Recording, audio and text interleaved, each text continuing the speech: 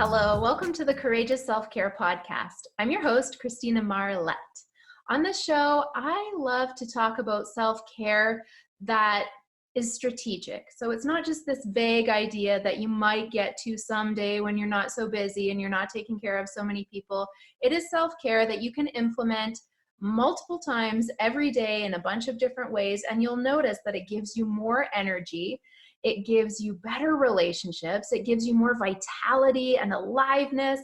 That is the kind of self-care that I am excited about and passionate about.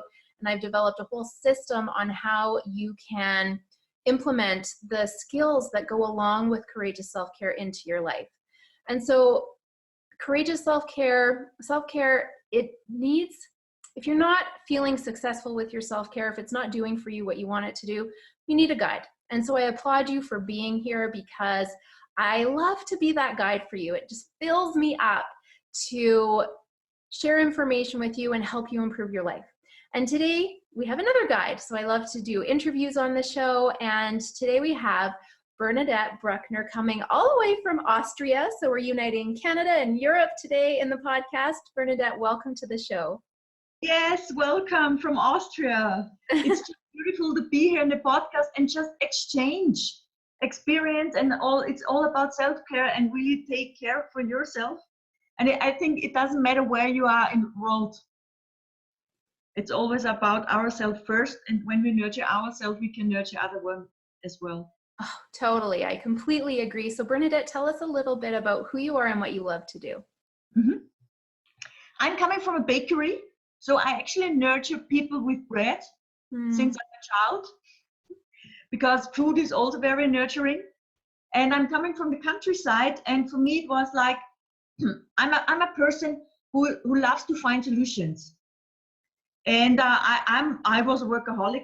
I'm pretty sure I'm still today.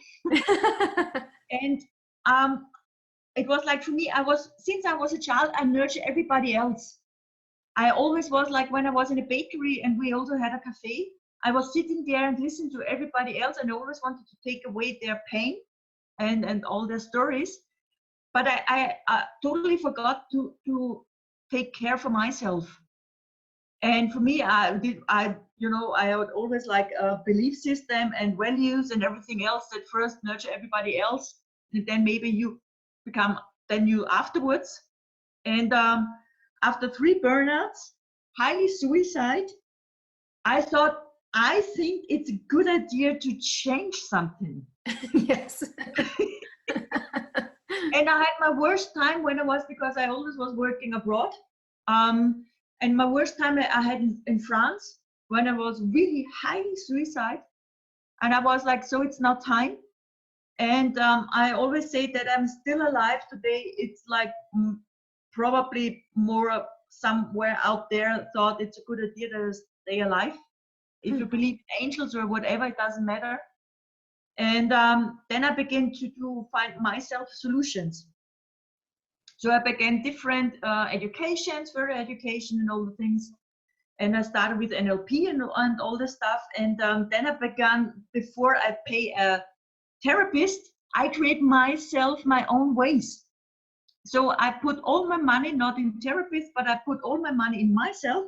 Mm-hmm. So I began to take myself and care for myself through education.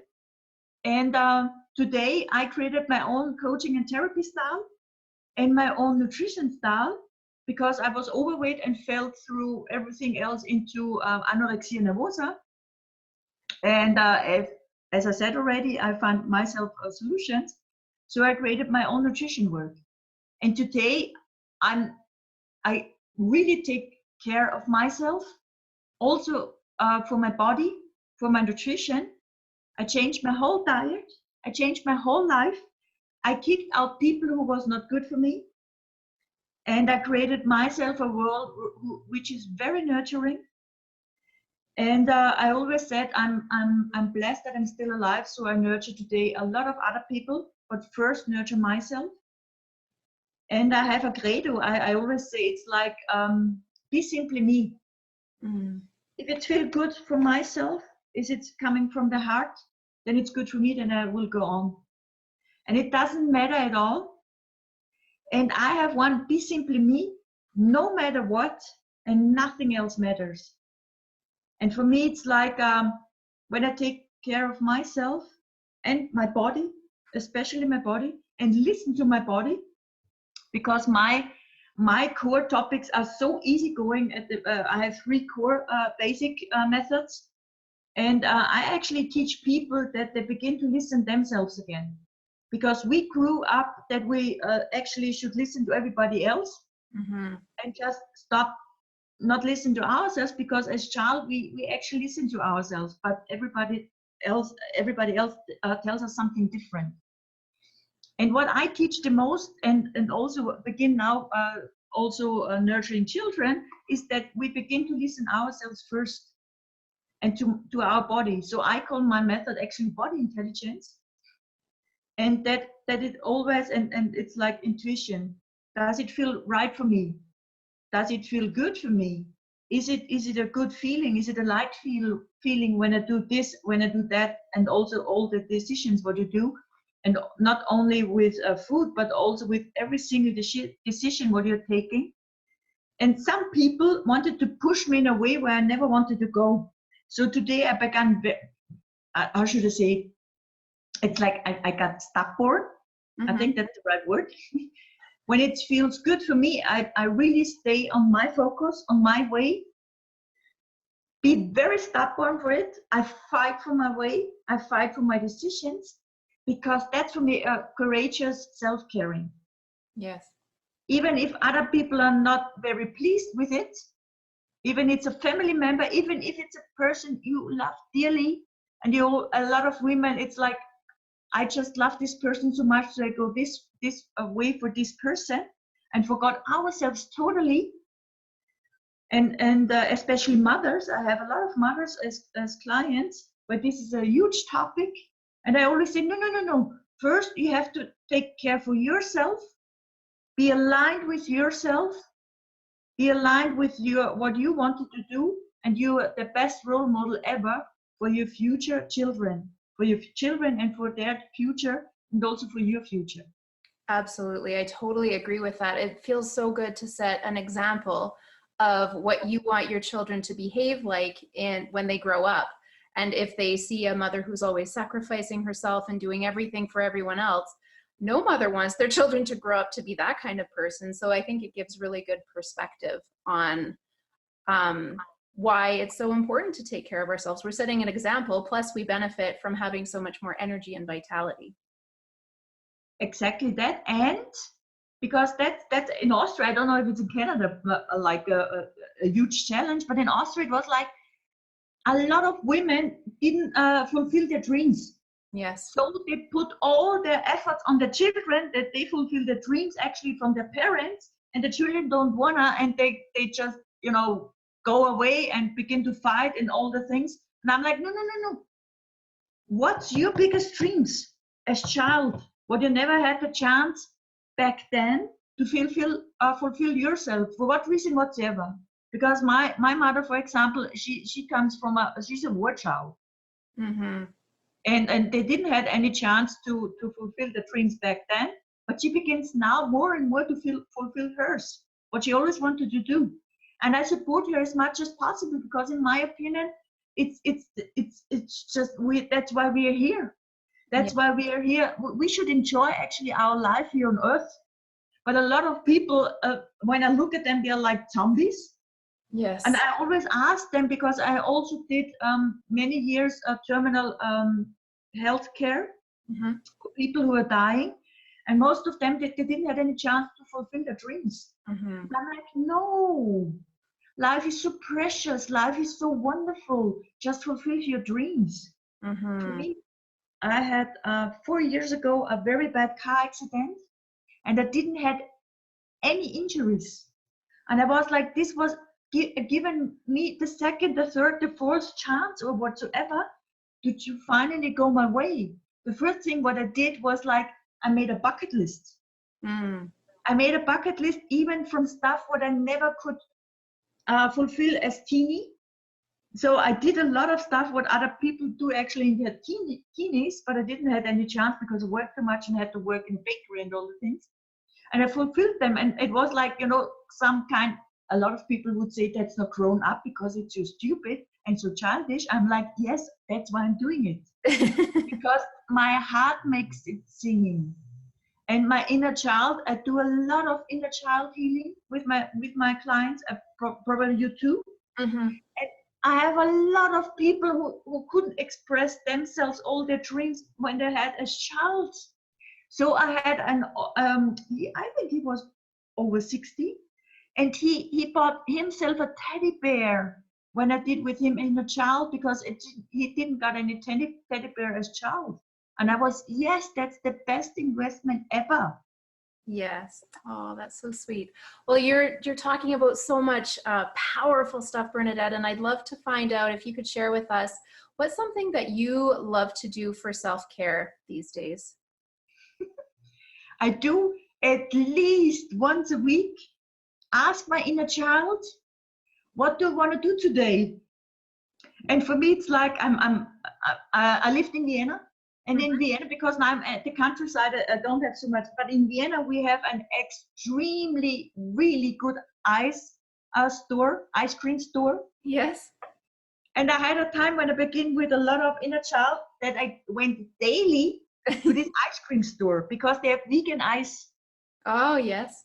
And I didn't bought not one scoop. I bought the real one. You know? At least I think it was like the real one is with 4 or 5 scoops in a really big cone. And I went out there and I was like a little child getting the best stuff ever. And I was in the middle of the city in Vienna. And I only was smiling and eating my ice cream. And I was like, oh. And also there's one thing in Vienna, it's the Prater. It's a very famous sightseeing. Mm-hmm. It's like a playground, it's like where you do funny stuff. And they have like, I don't know how it's called. It's like when you go around with the circles. A merry-go-round? Yes, yeah. But this merry-go-round is not on the ground, but it's going up like, I think, more than 30 meters. Okay, yes. And I'm afraid of heights. Yeah. But when I do with my inner child, we go up there. And we enjoy it totally. And for me, it's like with every single person I show this method with the inner child, talking with the inner child and what's nurturing for them, they blossom up. Yeah. Their eyes begin to glow again. Because we believe as grown up, we have to be serious, we have to do this, we have to earn money, we have to have a career, and everybody's cutting out their inner child. And that's why they're coming to me. And I'm like, yes, I know what you're talking about. I had it before. Yeah. Because I was totally career driven and let's go further and go on. And after 3 burns, you're like, yeah, was not the right way, but it was an interesting way. It was not the right one. And for them, like everybody's blossom up. And it's interesting because I have clients they're like CEOs, and they begin to blossom up and they begin to become very creative. Yes. They change it's not about not for giving up their career. It's about to have a different perspective mm-hmm. about life, about work-life balance, what's important in life. You still can go on with your career, but you have way much more fun with it. I totally agree. I used to be really serious too. I took school very seriously and it was all about getting top marks, and I played sports and it was about being the best and winning. And as an adult, just the serious career. And I was just writing about this in the book that I'm working on. And I did a lot of personal development, and I did this one course in particular where people would whisper in your ear as you walked down a line of people. They would whisper in your ear what they saw that you might not see yourself about you. And people would whisper to me, "You're so much fun, you're fairy energy, you're so light and playful." And I thought, who are they talking to? I'm serious, I get stuff done. And recently my inner child has been so happy because I have been just like you asking, what is it that really is fun? How can I bring more joy into this day, into this activity? and that inner child is so happy. And as a result, I'm so happy. It makes such a huge difference. So thank you for sharing that practice. It's so powerful. We're going to move into your story of courage right after the commercial break. So we're going to pause here for a quick break, and then we'll be right back with Bernadette's story of courage. Yeah. Welcome back. Thank you for being here. And I know I'm looking forward to hearing Bernadette's story of courage. It's a fantastic part of the interviews that I do. So just before you share it, Bernadette, I want to explain why I love getting these stories of courage out into the world. And it's because courage is, as Brene Brown says, courage is contagious. And when we hear other people's stories of courage, either we think, oh, I've done that. I didn't think that that was so courageous, but maybe I am a courageous person. Or it gives us ideas of, oh, I'm in a situation similar to that. I never thought of going about it that way. Maybe I could do that too. So I think that courage is such an important skill, and it's a virtue, but we can definitely, everyone's born with a certain amount of it, but we can definitely grow how much courage we have. And we only get in life what we are capable of overcoming or handling or moving through. And so I just feel like courage is such an important skill and virtue to have, and we can definitely grow it. So with that, we would love to hear your story of courage. When you were talking about, I was thinking which one. Yes. And because, I'm in horoscope, I'm a Leo. In the Chinese horoscope, I'm a fire dragon. So courage is like in my sign. Yes. So as child, I was like, that's normal. Courage is just normal. I was like in the middle. I did everything, and I said everybody what to do. Even as child, I'm serious. I was really like with a big mouth and all the things. When I was I was working in an international company. Because the international sales manager bought like bread in our bakery, and he asked me one day, I think I was 20 or something like that, do you want to work for me? Because I need someone in France to build up the international sales. And Dragon and Leo, yes, of course. Yeah. I had no idea what was coming up, because this was high stress. This was like either you sink or you swim. I got trained within weeks, all the information what other people like learn in a year. And then I was in Lyon in France. And they broke me. They broke me mentally. They broke me totally. So with my big mouth, I actually swam. So I really swam totally. But they broke me inside. I lost in this company within a year more than 20 kilos.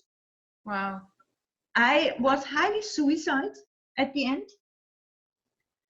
And the interesting part was, and I still remember, and this was I wanna give for everybody. I remember because I wanted to kill myself, cut off the pulse, I think it's the English word. Mm-hmm. And I actually knew how to do it. And I was in France. And before I wanted to do it, I said, I can't do that because of my mom. I wish myself lying there. And I only said, I can't do that because it would break like my mom's heart. That was actually the only reason why I didn't. And I actually asked and demanded the universe, or however you want to call it, the angel, on whatever you believe. And I said to myself that because inside I felt this depression is not mine. This is not me. This is not my original me. I was there, I was close to do it, and I was like, I can't do it because of my mom. And I feel this is not me. Because I'm actually a happy person, I'm a very strong person, and I'm a very courageous person. So something is wrong here. And that was actually the main reason why I didn't do it. When I came back home to Austria, I never forget the face of the doctor, because he was totally shocked. because when I went, I was 20 kilos more. Yes. Loud. When I came back home, I was not loud anymore. I was 20 kilos less. And but I never went to any psychologist or anything else. I began to read books. I cried a lot, and I began to look for help, to look for education. But I never wanted to take any medication. Mm-hmm. Later on, I knew why, but I still began to listen to myself. What's right for me? So I still always listen to myself. And today I know that was the actual reason why I survived. Mm-hmm. And for me, creating resilience tools was actually because of finding myself help, what I couldn't find out there. Mm. And there's only one thing what I always wanted to give to every single person.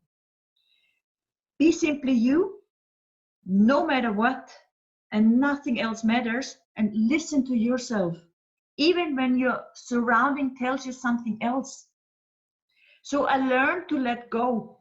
Mm-hmm. This is actually one of the most important learnings in my life, to let go of people who are not nurturing, Mm-hmm. to let go of situations who are not nurturing, to let go of jobs who are not nurturing.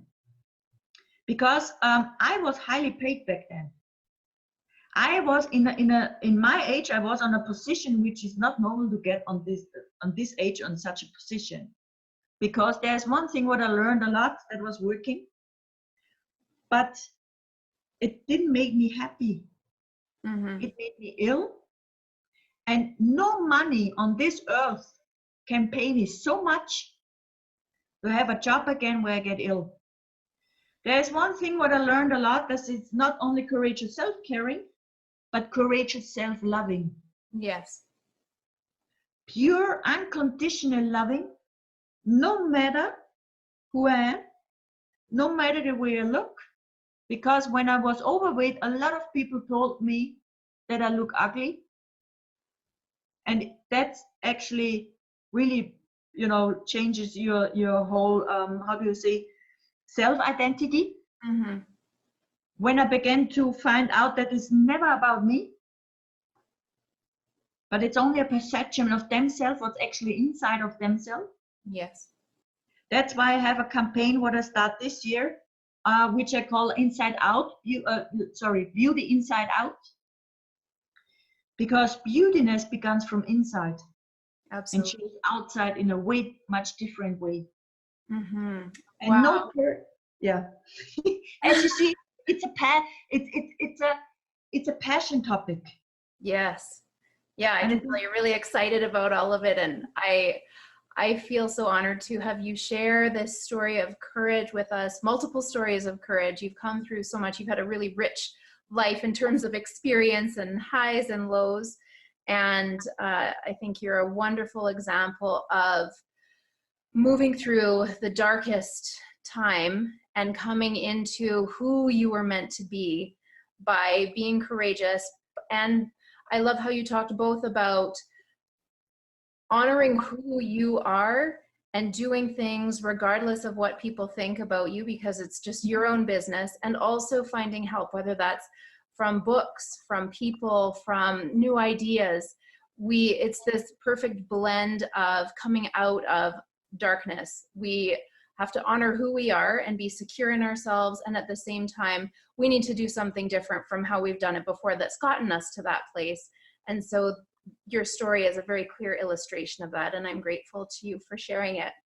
I'm sure people are going to want to learn more about you. So where can they find you online, Bernadette? I'm in the middle. I got not so courageous to become, making my own company. And my website is actually my name. It's written together. It's bernadettebruckner.com.